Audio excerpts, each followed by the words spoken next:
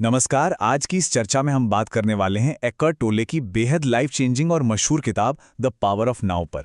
दिमाग में जो लगातार शोर चलता रहता है ना, उसे आखिर कैसे समझें, और वो जो एक आंतरिक शांति होती है उसे कैसे ढूंढें। आज इन्हीं बातों का गहराई से विश्लेषण करेंगे। तो बिना किसी देरी के चलिए शुरू करते हैं। शुरुआत करते हैं इस सोर्स मटेरियल की उस ड्रामेटिक कहानी से जहां से इस सब का असल में आरंभ हुआ। एक रात जब टोले लगभग 29 साल के थे, वो एक ऐसी स्थिति में थे जहां उन्हें लगातार बेचैनी और बेहद गहरे सुइसाइडल डिप्रेशन ने घेरा हुआ था। उस रात उनके दिमाग में बस एक ही ख्याल बार बार घूम रहा था, I can not live with my self any longer, यानी मैं अब अपने ही दिमाग के साथ और नहीं जी सकता। ये उनकी जिंदगी का एक बहुत बड़ा ब्रेकिंग पॉइंट था। और सच बताऊं तो यहीं से एक बहुत ही गहरा और चौंकाने वाला सवाल पैदा होता है। अगर मैं अपने खुद के साथ नहीं रह सकता, तो क्या यहाँ एक इंसान है या दो, द आई और द सेल्फ? टॉले के दिमाग को इस एक सवाल ने बिल्कुल शांत कर दिया। टेक्स्ट सुझाता है कि इन दोनों में से कोई एक ही असली हो सकता है, दोनों एक साथ सच नहीं हो सकते।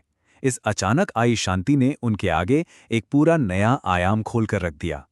आज के इस विश्लेषण का रोड मैप कुछ इस तरह रहेगा। पहला, सोचने की बीमारी। दूसरा, ईगो और पेन बॉडी की मैकेनिक्स। तीसरा, समय का भ्रम। चौथा, इंतजार करने का पागलपन। और आखिरी, वर्तमान यानी नाव में सच में कदम रखना। ये रोड मैप इस सफर में हमारी काफी मदद करेगा। तो आइए बढ़ते हैं अपने पहले विषय की तरफ, द डिजीज ऑफ थिंकिंग यानी कंपल्सिव मेंटल नॉइज, एक ऐसी आदत जो लगभग हर इंसान में होती है। टेक्स्ट कहता है कि ये सिर्फ एक आम सी कमजोरी नहीं है, बल्कि पूरी मानवता की एक ऐसी बीमारी बन चुकी है जहां दिमाग का लगातार शोर हमें कभी चैन से जीने ही नहीं देता।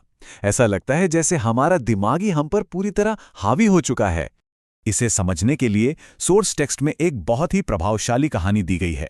एक भिखारी 30 साल से एक बक्से के ऊपर बैठा भीख मांग रहा था।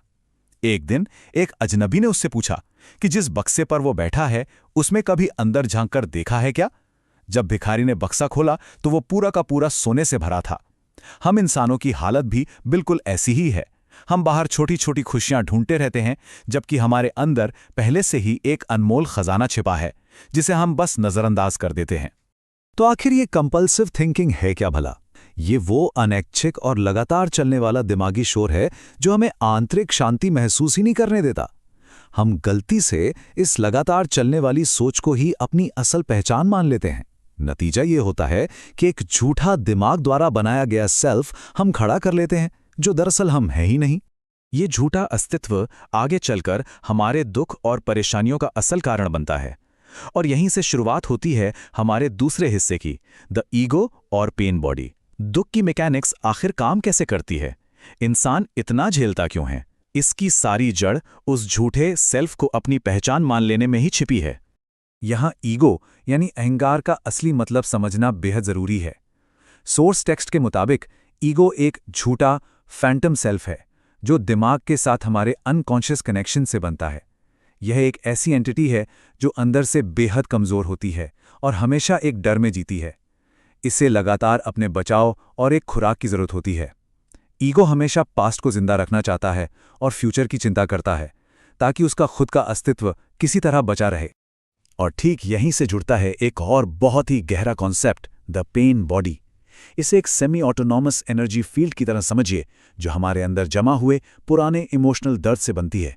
ये दर्द वक्त के साथ दिमाग और शरीर में अपना घर कर लेता है और फिर ये समय समय पर जागता है ताकि नेगेटिविटी और ड्रामा से अपनी खुराक ले सके और हमारी जिंदगी में और ज्यादा दुख पैदा कर सके। अब सवाल उठता है कि इस पेन बॉडी को आखिर क्या चीज जगाती है? रोजमर्रा की कुछ बहुत ही आम बातें, जैसे चिड़चिड़ापन, गुस्सा, डिप्रेशन, रिश्तों में फालतू के ड्रामा की आदत और खुद को नुकसान पहुंचाने वाली सोच। ये नेगेटिव एनर्जी फील्ड ऐसी ही एक्सपीरियंसेस से फीड करती है जो इसकी अपनी फ्रीक्वेंसी से मैच होते हैं। इसे जिंदा रहने के लिए लगातार दुख चाहिए होता है। और इस दुख को बढ़ाने में सबसे बड़ा हाथ किसका है? समय का। बढ़ते हैं तीसरे विषय पर, द इल्यूजन ऑफ टाइम। समय का भ्रम ही एंग्जाइटी की असल जड़ है। यहां हम समझेंगे कि कैसे दिमाग का पास्ट और फ्यूचर में इस कदर उलझे रहना एक एंडलेस एंग्जाइटी गैप क्रिएट कर देता है जिसमें हम फंस कर रह जाते हैं। टेक्स्ट में समय को दो खासों हिस्सों में बांटा गया है। एक है क्लॉक टाइम, जो प्रैक्टिकल चीज़ों के लिए, शेड्यूलिंग के लिए और इस दुनिया में नॉर्मल तरीके से फंक्शन करने के लिए बेहद ज़रूरी है। पर दूसरा है साइकोलॉजिकल टाइम, जो दरअसल बहुत खतरनाक है। ये वो समय है जहां पहचान पास्ट की बातों से जुड़ी होती है और सुकून एक आने वाला इमेजिनरी फ्यूचर पर निर्भर करता है। यही साइकोलॉजिकल टाइम इंसानी परेशानियों की असल वजह बनता है। तो यहाँ एक अचानक और बहुत ही साधारण सा सवाल सामने आता है, अभी क्या वक्त हो रहा है? What time is it? ये छोटा सा सवाल एक पल के लिए सब कुछ रोक देने की ताकत रखता है। एक पल के लिए सब रोकिए और जरा शांति से सोचिए। और इसका सबसे सच्चा और शायद सबसे गहरा जवाब यही है कि the time is always now. वक्त हमेशा अभी है। पास्ट या फ्यूचर में कभी कुछ नहीं होता। जो भी होता है वो सिर्फ इसी इटर्नल प्रेजेंट यानी इसी पल में होता है। वर्तमान ही वो एकमात्र ऐसी जगह है जहां जिंदगी वाकई में आगे बढ़ती है। इसी बात से जुड़ता है हमारा चौथा विषय, द इंसैनिटी ऑफ वेटिंग। आखिर इंसानी दिमाग वर्तमान का यानी इस प्रेजेंट मोमेंट का इतना विरोध क्यों करता है? टेक्स्ट इस बात को एनालाइज करता है कि इसके पीछे एक बहुत गहरा डर छिपा है, और वो डर है कंट्रोल खो देने का। दिमाग लगातार किसी न किसी तरीके से इस प्रेजेंट मोमेंट से भागने की कोशिश करता ही रहता है। तो दिमाग प्रेजेंट से बचने के लिए आखिर किन स्ट्रैटेजीज का इस्तेमाल करता है? मौजूदा स्थिति की शिकायत करना, फ्यूचर के बारे में स्ट्रेस लेना या भविष्य में आने वाली किसी खुशी या सैल्वेशन का इंतजार करना। ये सब रोजमर्रा की बातें हैं। चाहे किसी लाइन में खड़े होकर बोर होना हो या मौसम की शिकायत करना, ये सब के सब यूनिवर्सल स्ट्रैटेजीज हैं, बस एक ही चीज से भागने की, और वो है प्रेजेंट मोमेंट।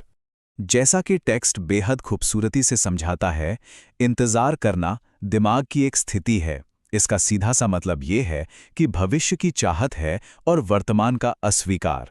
एक लगातार इंतजार की स्थिति में जीना इंसान के अंदर एक ऐसी जंग छेड़ देता है जो उसे लगातार अंदर से तोड़ती रहती है, क्योंकि दिमाग उस जगह रहना ही नहीं चाहता जहां वो इस वक्त मौजूद है। तो आखिर इस सब का इलाज क्या है?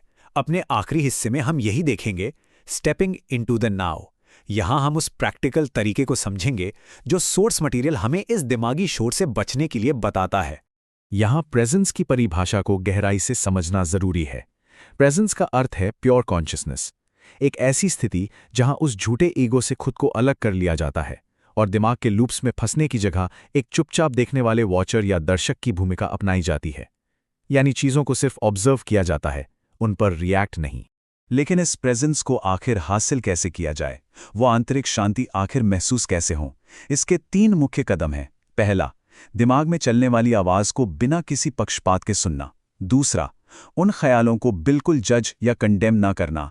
और तीसरा, उन ख्यालों के ठीक पीछे मौजूद आंतरिक शांति और प्रेजेंस को महसूस करना।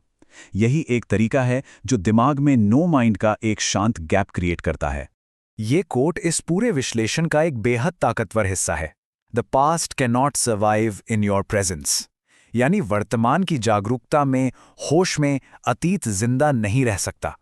एक लगातार कॉन्शियस अटेंशन किसी रोशनी की तरह काम करती है जो पास्ट के दर्द और पेन बॉडी के उस अंधेरे को हमेशा हमेशा के लिए पिघला देती है। तो इसकी प्रैक्टिकल एप्लीकेशन बहुत ही सीधी है। Accept then act. Present moment जैसा भी हो, सबसे पहले हमें अपने अंदर के विरोध को छोड़ना होगा, इसे पूरी तरह स्वीकार करना होगा। फिर किसी डर या गुस्से की जगह पूरे होश और एकदम क्लियर माइंड के साथ अगला कदम उठाना होगा। हमें वर्तमान के साथ मिलकर काम करना है, उसके खिलाफ नहीं। इस चर्चा के अंत में बस एक सवाल के बारे में सोचिए, क्या हम वो इंतजार करना छोड़ने और उस एकमात्र पल में जीना शुरू करने के लिए सच में तैयार हैं? क्या हम दिमाग के इस ट्रैप से पूरी तरह बाहर निकलकर सच में नाव में कदम रखने को तैयार हैं? उम्मीद है इस विश्लेषण ने उस अनमोल खजाने को ढूंढने का रास्ता जरूर दिखाया होगा जो हमारे ही अंदर मौजूद है। साथ जुड़े रहने के लिए धन्यवाद।